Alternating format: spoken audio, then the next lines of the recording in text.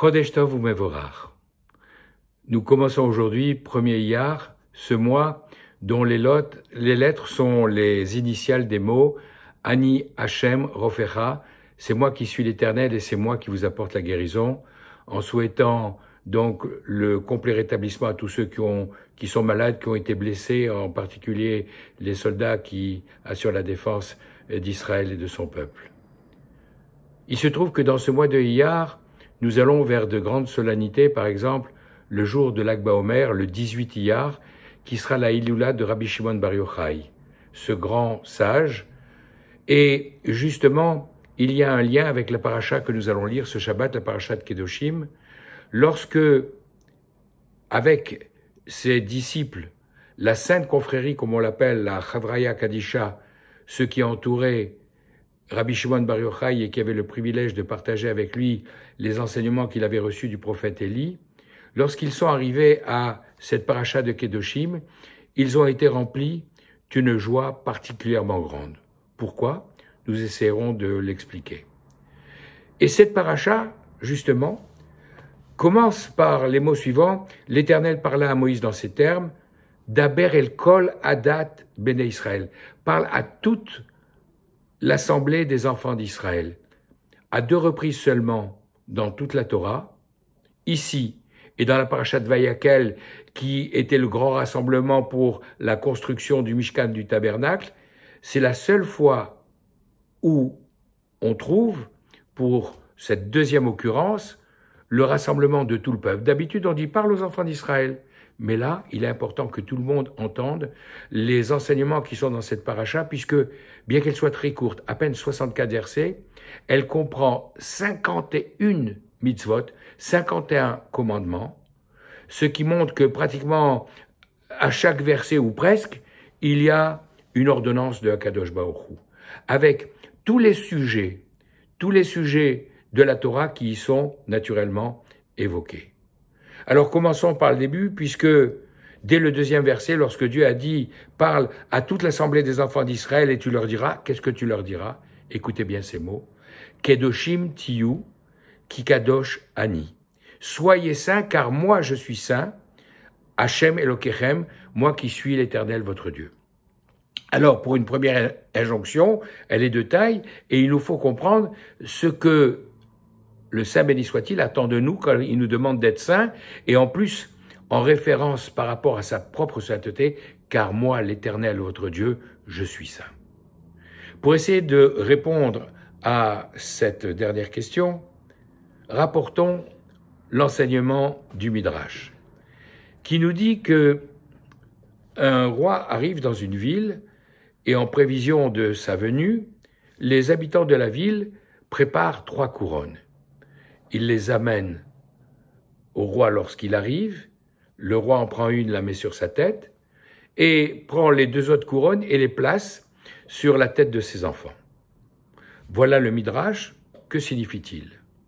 En réalité, les habitants de la ville, ce sont les êtres qui peuplent les sphères célestes, les anges, les malachim, les séraphins, les séraphim.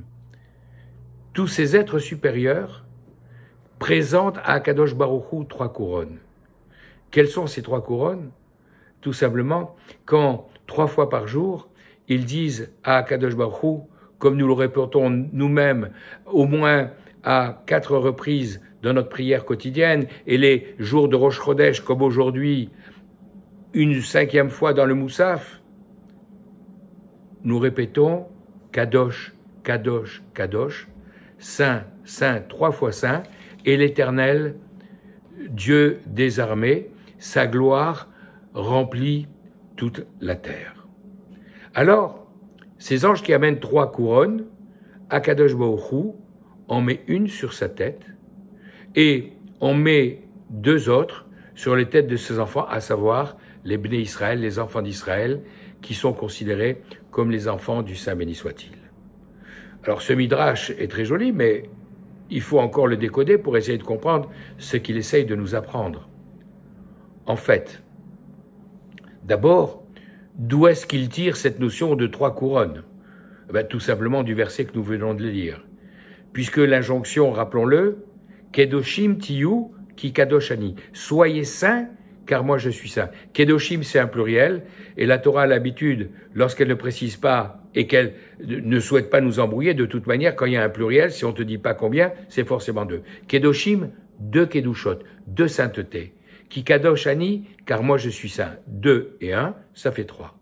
Nous avons là les 3 saintetés, les 3 couronnes. Kedoshim tiou, 2 pour vous et 1 pour moi. Bon, d'accord, on a compris la répartition entre le Saint béni soit-il et nous, mais qu'est-ce que sont ces couronnes? En fait, le Saint béni soit-il, pour agir dans ce monde, utilise ce que l'on appelle des sphirotes, les attributs par lesquels il se révèle dans ce monde matériel et par lesquels il conduit les différentes activités de ce bas monde. Alors, pour ceux qui ont quelques notions, rappelons rapidement, il y a en haut 3 sphirotes, 3 attributs intellectuels qui sont en quelque sorte dans la tête, dans le cerveau, dans le crâne, qui sont Keter, la couronne, Chochma, la sagesse, qui se trouve dans l'hémisphère droit du cerveau, la Bina, l'intelligence, la compréhension dans la partie gauche du cerveau, et avec ces 3 sphirotes, ces 3 attributs qui réfléchissent, qui comprennent, qui décident de tout, alors les instructions sont données aux 7 sphirotes inférieures, aux 7 attributs qui sont le Chesed, à savoir la bonté caractérisée par Avraham Avinu, la Gvura, la rigueur caractérisée par Yitzhak, Tiferet, la splendeur, la majesté de Yaakov Avinu, et ainsi pour toutes les 7 sphirotes inférieures. Alors en fait, ce que veut nous dire le Midrash, c'est que Akadosh Baruch Hu, il nous dit la chose suivante.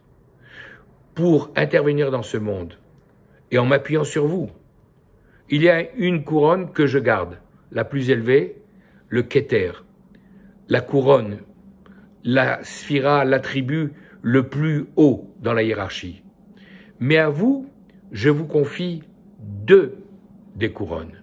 Je vous confie la Chochma, la sagesse, savoir organiser les connaissances et pouvoir bien les répertorier, mais je vous donne également la Bina, l'intelligence, la compréhension, dont la racine c'est bonner, construire, qui permet d'induire des connaissances que vous avez acquises grâce à la Chochma, d'induire de nouvelles connaissances et de pouvoir construire des raisonnements et pouvoir prolonger ce que vous savez.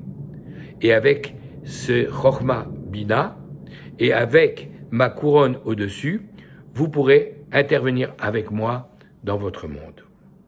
En réalité, ces couronnes, vous savez quand nous les avons reçues, à la fin de cette période que nous commémorons actuellement, chaque jour, nous comptons le Homer.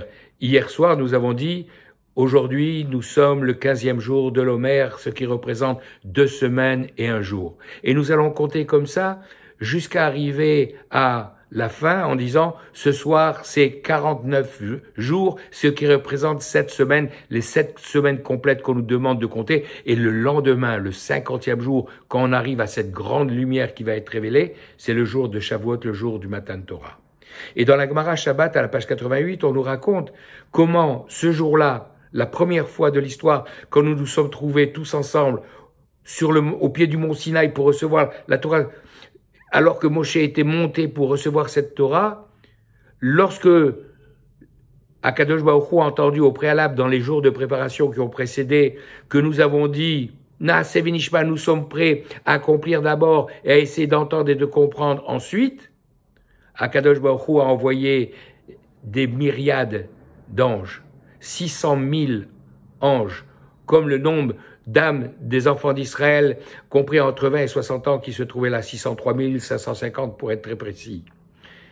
Et les anges sont arrivés avec 2 couronnes dans les mains, qui correspondaient à ces 2 termes que nous avions utilisés. Naaseh, nous ferons, Venishma, et nous entendrons. Et ils nous ont attachés sur la tête de chaque juif présent au mont Sinaï, et nos âmes étaient déjà là-bas, ces 2 couronnes, Naaseh, Venishma, qui correspondent aux 2 sphirotes de la Chochma d'une part et de la Bina d'autre part. la Chokhma, la sagesse, qui correspond exactement aux lettres, aux signes, aux fioritures de la loi écrite dans le Sefer Torah, les 304 805 lettres du Sefer Torah, et la Bina qui permet d'élaborer les raisonnements et d'induire de nouvelles compréhensions, c'est la loi orale. Pendant la journée, Moshe Rabbeinu étudiait avec Akadosh Baruch Hu et recevait l'enseignement de la loi écrite, et pendant la nuit, il recevait l'enseignement de la loi orale. C'est pour ça qu'alors qu'il était dans la nuit la plus complète et qu'il voyait rien du monde extérieur, il a compris qu'il passait 40 jours et 40 nuits grâce à cette alternance. Toujours est-il que le dernier jour, malheureusement, à cause de la faute du veau d'or, nous sommes tombés, nous avons chuté et nous avons perdu ces couronnes. Akadosh Baruch Hu a envoyé cette fois-ci le double, 1 200 000 anges pour nous retirer chacun une des couronnes que nous avions. Moshe, lui, qui était à un niveau supérieur, avait reçu à la place 1000 lumières, 1000 parties de lumière qui lui avaient été confiées. Et lorsque Akadosh Baruch Hu a donné l'ordre qu'on nous retire nos propres couronnes, il les a confiées comme dépôt à Moshe Rabbeinu en lui disant « Mais tu ne peux pas garder, toi, tes 1000 lumières. Je te les retire. L'Ech Red va, descend, parce que si le peuple juif a chuté, si le peuple juif est tombé avec la faute du veau d'or, tu ne peux pas rester à ce niveau aussi haut. Descends. » Alors Moshe s'est retrouvé avec toutes ses couronnes sur les bras, c'est le cas de le dire, et les 1000 lumières qui lui avaient été données lui ont été retirées. Et c'est la raison pour laquelle le 3e livre de la Torah que nous avons commencé à lire depuis quelques semaines, le livre de Vaïkra, à la fin de ce premier mot Vaïkra, Dieu a appelé Moshe, il l'a appelé, il y a un petit Aleph, pour dire que le grand Aleph qui symbolise 1000 Elef, il était devenu petit 1. Au lieu de 1000 parts, il n'avait plus qu'une part de lumière. Mais en réalité, même si Akadosh Baruch Hu a retiré cette masse de lumière énorme et nos couronnes, il veut nous montrer le chemin en le balisant et en disant « Je vous invite à reprendre la route pour retrouver ce que vous avez perdu. » Et vous savez quand il le fait? Chaque Shabbat. Le vendredi après-midi, quand le Shabbat arrive, Dieu neutralise l'attribut de din, de rigueur, de justice sévère, il le met de côté, et c'est la sainteté du Shabbat qui vient, avec une augmentation de sainteté, avec même pour nous une neshama yetera, une âme supplémentaire qui nous est confiée pour justement pouvoir profiter de cet avant-goût du monde futur. Et à ce moment-là, Akadosh Baruch Hu nous restitue pendant ce Shabbat nos 2 couronnes, Naase Venishma, la Chokhma, la sagesse, et la Bina, l'intelligence. C'est la raison pour laquelle nous avons tout intérêt à profiter de ce jour chômé de repos, non seulement pour faire une petite sieste, c'est légitime si on a besoin de reprendre des forces, mais surtout pour étudier, parce que là, chaque minute d'étude est 1000 fois plus bénéfique que la minute d'étude qu'on peut consacrer pendant la semaine. Moshe nous rend donc chaque vendredi soir nos couronnes, et c'est à son tour lui qui reçoit de Akadosh Baruch Hu à nouveau ces 1000 lumières qu'il avait perdues. Et c'est la raison pour laquelle, dans la Hamida, l'une des 3 Hamidot, l'une des 3 prières que l'on fait, que l'on récite le Shabbat, nous disons Yismach Moshe bematenat chelko. Moshe se réjouit parce qu'il retrouve cette part que Dieu lui avait donnée et qu'il avait perdue. Et donc, ces couronnes, Kalil Tiferet Berosho, toutes ces couronnes qu'il avait sur sa tête, maintenant, il nous les restitue. Il nous les restitue et lui, il bénéficie de ces lumières. Alors, la Chokhma, c'est la couronne correspondant à cette loi écrite, la Bina, l'intelligence, la compréhension, la loi orale, à laquelle nous devons effectivement nous consacrer pour aller vers le dévoilement de cette grande lumière. Alors il y aurait encore beaucoup d'autres choses à dire, mais pour conclure simplement, lorsque Moshe Rabbeinu a eu cette lumière et l'a perdue, Akadosh Baruch Hu lui a dit, voilà, avec le Shabbat, vous allez faire un travail qui va vous permettre d'arriver au dévoilement de cette grande lumière lorsque les conditions seront réunies. Mais, comme le dit le prophète Isaïe, il y a un temps où Akadosh Baruch Hu dévoilera une nouvelle Torah, Torah Chadasha Tetze Meiti, une nouvelle loi sortira de moi. Alors certains qui ont voulu déformer nos textes ont appelé ça un testament nouveau ou un nouveau testament, comme vous voulez. Mais en réalité, ce qu'a dit Akadosh Baruch Hu, c'est travailler avec les deux couronnes que je vous ai données. Travailler avec la couronne de la Chokhma, de la sagesse, et celle de la Bina, celle de l'intelligence. Et quand vous serez arrivé au terme du travail que je vous ai confié, alors je prendrai la couronne, le Keter, que j'ai sur ma tête pour vous le donner. Et c'est ça, cette Torah Chadasha, cette nouvelle loi, ce renouvellement de la loi que je vais vous confier. Mais déjà, chaque Shabbat, on en a un avant-goût, grâce à tout ce que je vous ai expliqué. Et c'est la raison pour laquelle, pendant le Moussaf, au moment de la répétition de cette prière supplémentaire qu'on fait le samedi matin, à la fin de l'office, au lieu de dire la Kedusha, la proclamation de la sainteté de Dieu, comme on le dit, Nagdishar Venaritza, nous proclamons ta sainteté et ton élévation en disant, comme je l'ai répété tout à l'heure, Kadosh, Kadosh, Kadosh, 3 fois Kadosh. Là, on dit, Keter itenu lecha, une couronne ils te donneront. Et c'est ça, la couronne de Akadosh Baruch Hu, qu'on voit sur sa tête, que lui ont donné les anges, et dont on aspire à la recevoir, nous, dans le dévoilement. On l'a eu au moment du Mont Sinaï, au moment du don de la Torah, et nous avons un indice fort, c'est que dans les premières tables de la loi, dans la première édition des 10 paroles, des 10 commandements qui se trouvent dans la Parashat Yitro, le Baal HaTurim nous dit, vous savez combien il y a de lettres? Il y a 620 lettres.